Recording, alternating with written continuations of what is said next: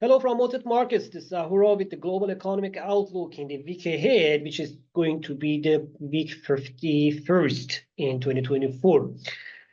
We just finished an amazing week with the South Korean president impeachment, with the French prime minister votes, non-confidence votes, with the political tensions in Germany between the parties, with the fall of the Bashar Assad regime in Syria. Generally, in the geopolitical front, in the political front, in worldwide across the world, we had very interesting days with too many events and too many things to watch and to follow. They for sure they affect the financial markets as well. For example, in Europe, this uncertainty increased the pressure on the euro stocks, increased the pressure on the euro. In the Middle East, this uncertainty increased the oil price. Generally, with the one we had across the world, we can say that the last week was an amazing and a crazy week. But it doesn't mean that the next week gonna be easier. No, we're gonna have an even more crazy week next week. Last week, in between the central banks, also we had a very big surprise. For example, in Canada, we had a central banks meetings in Canada. We had a central bank meeting in Eurozone. We had a central bank meeting in Brazil, also in Switzerland. In Switzerland, while we were waiting to see the 50 to 25 basis point rates cut, the central bank, SNB, Swiss National Bank, cut their rates by 50 basis points from 1% to 50%. Opposite side, in the Brazil, where we were waiting to see a 75 basis point rate hike from 11.25 to 12%, BCB increased the rates by 1% to 12.25%. But in Canada, the 50 basis point rate cut, it was in line with expectation. In Europe also, the 25 basis point rate cut also was in line with expectation. While we told, as we mentioned in a previous video, that the European Central Bank had nothing else to cut their rates. Even so many, they believe that the ECB could cut their rates even with 50 basis points. But in a week ahead, we're going to have the central bank meeting in the United States. We're going to have bank meeting in Japan, in China, in UK, in Russia. The central banks meetings across the world in the next week going to move the markets. Let's start with what happened the previous week. At the same time, we're going to check, okay, with this data happened previous week, what we can expect from the state central banks in the week ahead. For example, starting with Japanese economic data last week was somehow positive. We had a better than expected GDP, even though they were less than previous quarter. For example, 1.2% GDP growth quarter 3 was less than 2.9% in second quarter, but it was better than estimates. Generally, but at the same time, the inflation that we are expecting to see from the Japan next week, which is going to be published on Friday, we expect to see the higher inflations in Japan, to see the inflation CPI to increase from 2.3% to 2.6%. National CPI, not the Tokyo CPI. The national CPI should increase from 2.3% to 2.6%. That's why we expect to see the central bank, Japanese central bank or Bank of Japan, to increase the rates by 25 basis points finally, and they end the year with 0.50% rates, the prime rates. So generally what we saw in the previous months in Japan, that inflation is increasing slowly and economic data, they are not so bad. So that's why we can say that right now, with inflation increasing in other countries, right now it's the time for the Bank of Japan, BOJ, to hike the rates with at least 25 basis points. That can be very helpful and supportive for Japanese yen. Other country that gonna have the interest rates decision is China. Chinese inflation last week fell by 0.6% in November based on the data we had, and in the annual scale it increased only 2%, 0.2%.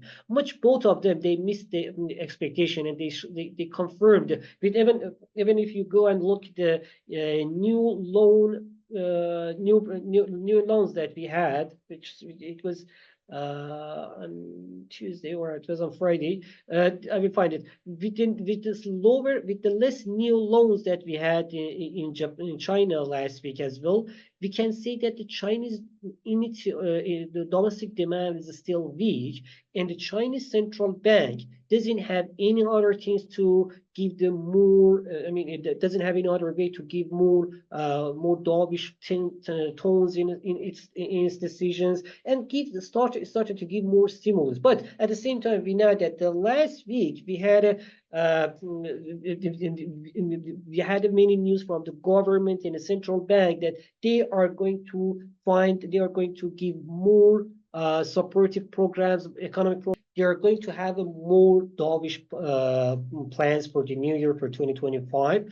That's why we generally expect to see the data that we are going to have on Monday also from Chinese labor market data and industrial production. We can see probably a little bit better than expected data, somehow a little bit increasing after the stimulus that the Chinese government had in the previous weeks. Generally, with this data, we can say that the Chinese government right now, with the plans that already they have, you are not going to change the interest rate on their Friday's meeting. So the Chinese central bank will hold the rates at 3.1%, but most probably they will change the RRR, the reserve requirement ratio, by 0.50%, which means that without rate cut, they're gonna supply the market with more cash, which can support the local businesses and small businesses actually to start to have more activities, to have more economic activities, and somehow end the 2024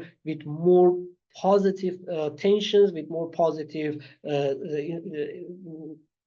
kind of, this with more positive movement in the market, we can say in this way, with more positive movement before 2025, that they are going to have a bigger plans. Let's wait and see what they have, what they can offer us to the market in 2025. But for now, for the next week, we can say that the central bank in China will hold its rate at 3.1%. Other central bank that's going to have the meeting, an interest rate meeting, is the British Central Bank. United Kingdom, BOE, Bank of England, also will hold the interest rate meeting, which we are expecting to hold the rates at the current level. Why? Because with the economic data we had from the UK, they were disappointing. The weakest economy after German economy among developed economies, it was the British economy in 2024. So the British economy had the second weakest economy among the developed economies after Germany. And also, we can say that if you look at the economic data that we had last week, like GDP fell by 0.1% for the second month in a row. Industrial production, they missed expectation. Manufacturing production also as well, they missed the expectation. Even the next week, when we are going to have the labor market data, we expect to see the unemployment rate to increase to 4.3%. These data generally that we are expecting from United Kingdom. Even with the PMI numbers, that we are going to see a little bit weaker PMI numbers for both service sector and manufacturing sector, with the unemployment rate expected to increase from 4.3% to 4.6%. Generally, we can say that the British economy is not going to the British economy doesn't have a very good signs. But at the same time, the problem is not about the economic activities, because if it was about economic activity, we should expect the central bank to cut the rates. But why we do expect the BOE to hold the current rates? Because of the inflation. We expect to see the British inflation to increase from 2.3% to 2.5%. And with the new government budget that the Labour Party, after 14 years of not being in power, they came back with the new, very dovish and very supportive government budget that can increase the inflation in the next months. These make the more challenges for the decision. Make this decision more challenging for the central bank to hold the current rate at 4.75%, to wait and see how these how this program is going to affect the market, and then they can decide. So probably next rate cut in British central bank in BOE going to be on next February. And for now, for December meeting, we don't expect to see any rate hike, any rate cut. Another central bank that's going to have the central interest rate decision is in Mexico. We can have interest rate decision. The Bank 60 will cut the rates by 0.25% in Mexico, and also we expect to see the Russian central bank to increase the rates from 21% to 23%. We now the Russian rubles getting weaker, with more concerns about the new sanctions, with the more concerns about what's going on about the geopolitical, about this conflict between the Russia and Ukraine, and more pressure on the Russians with the loss that they had in Syria against Turkey and United States. They altogether increase the pressure on the Russian economy. That's why we expect to see the weaker ruble, which increased to 103.5, 104 around this area. That means that for now, the Russian central bank, with the inflation increasing to 8.5%, with the weaker ruble, they expect to see the central bank in Russia to increase the rates by at least 2% in its next week's meeting. But besides that, the next week we will have the United States. I mean, the market focus will be on the Federal Reserve meeting. U.S. economy last week, generally they had a positive data, especially with the data that we had on the inflation front. We know that the U.S. inflation CPI increased in line with expectation with 0.3% in both consumer inflation and core inflation. They increased by 0.3%, both of them. Yes, they were in line with expectations, but it doesn't mean that being in line with expectation cannot increase the concerns, because core CPI increased for the fourth month in a row with 0.3%, and CPI, after 2 months of increasing by 0.2%, this month in November increased by 0.3%. Generally, it means that the inflation should be next concern, not the next concern. It's also already concern, should be more watched and closely watched, especially with the PPI number that we had on last Thursday, increasing by 0.4% monthly and 3% annually. One more time increase the alarms that the inflation is still there, and it's still sticky. The other data, such as the labor market data, which we had with the 242K initial jobless claims, it was more than previous months. It was more than expectations, but still 242K. It's it's not the worst than the pre-pandemic. It's not the worst than normal situation. So that generally means that the normal condition in a labor market, and it means that the labor market in the United States still strong. So that's why generally we can say that the market is now they will look at the U.S. central bank decisions more cautiously for the next week, because in its next week, on next Friday, in its next meeting on Friday, where we are going to see the 25 basis point rate hike, there is almost no doubt that the central bank in United States or Federal Reserve will cut the rates by 25 basis point, which is already it has more than almost 97% chance. So there's almost no doubt on that. But the problem is not that. I mean, not the problem. I mean, it's not important. What's important is that the projections that you're going to have for interest rate projections for next year, for second year, for the third year, and also interest rate projection for the next quarters, and also what we are expecting to see as a inflation, not just interest rate, the inflation, the unemployment rate, the dot plots, all of them, they're going to be very, very important. And the tone of the statement, how the central bank in the United States, how the Federal Reserve is looking to the rate cut fate in 2025, how many rate hikes they're going to have, rate cuts they're going to have. They're going to have the 3 rate cut in 2025. They're going to have the 4 rate cut. How many rate cuts they're going to have in 2025, and what's the final rate, expected final rate for 2025? That's what's the moving the markets.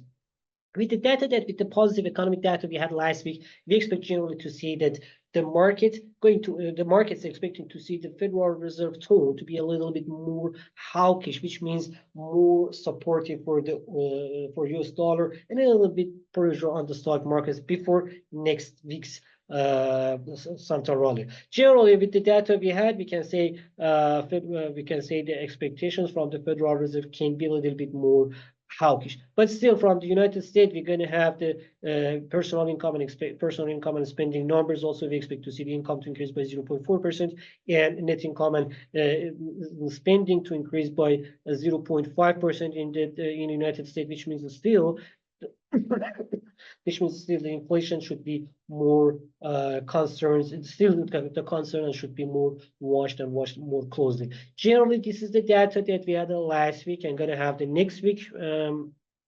I think I covered all the important data. In Europe, we're going to have the inflation numbers, which we don't expect any surprise in the inflation. We expect to see the core CPI at 2.7%. This is November final numbers, and CPI at 2.3%. So there is no something special in the Eurozone for the next week. In the Eurozone, we're going to have a very quiet week. This is generally what happened last week and what's going to happen in the next week. And let's check the charts. We can start the chart with the US dollar. The dollar index is still strong above 106, around 106.60. With the expectations, with the hawkish expectations that we have from the central bank, United States, we can say that the US dollar still can stay strong above 106 mark. Even it fall a little bit down, but still above. We expect to see the US dollar index about 106, which means still the strong, even thought until even falling under 106 to 105.20, even these levels, that means that the US dollar is still strong, and we expect to see US dollar index stay more strongly. But as for the gold, the last Thursday and Friday, the gold lost the ground and fell from 2,700 down to under 2,650. But generally, with the expectations that we have, that was mostly because of the holding the rates higher for longer, actually, which means that we're going to have the higher yields for longer time. That a little bit put the pressure on the gold price. But generally, with the tensions we have around the world, with the getting closer to the year end, we don't expect to see the gold to fall further,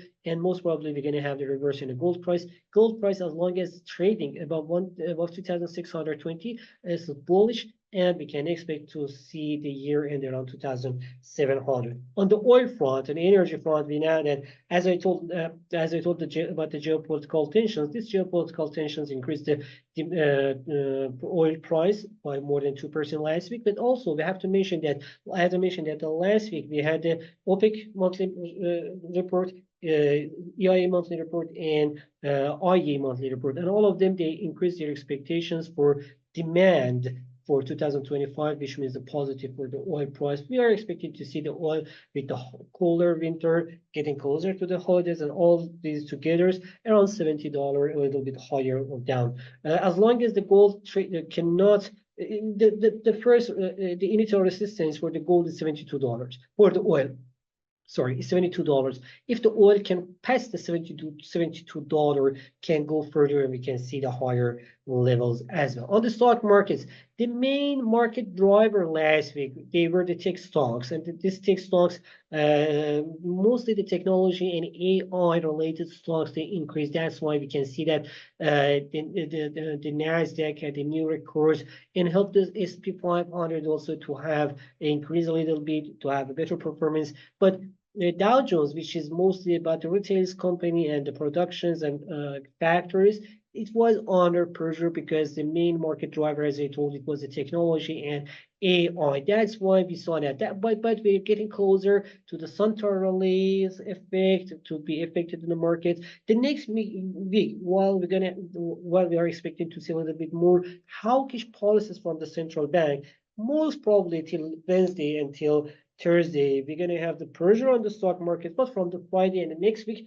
the stock markets can again can again get back to the positive tone. For the Bitcoin, as long as it's trading above 194,000, especially holding this 97,000 and also 100,000, we can expect the next target around 115K. We know that the next week we're going to have the rate cut in most major banks, especially in the United States. We're going to see that the higher inflation in the different economies, including UK, including the United States, including Europe. That all of them, they help together and they're positive news for the Bitcoin price. So, and also getting closer to the year end, we are expecting to see some cash outs from other markets and putting the ETFs, gold, and some not increased somehow lower, cheaper stock prices. They all there together. They can help they are the positive news for the Bitcoin as well. We can expect the Bitcoin still stay strong. This is generally what happened last week and what we're expecting from the week ahead.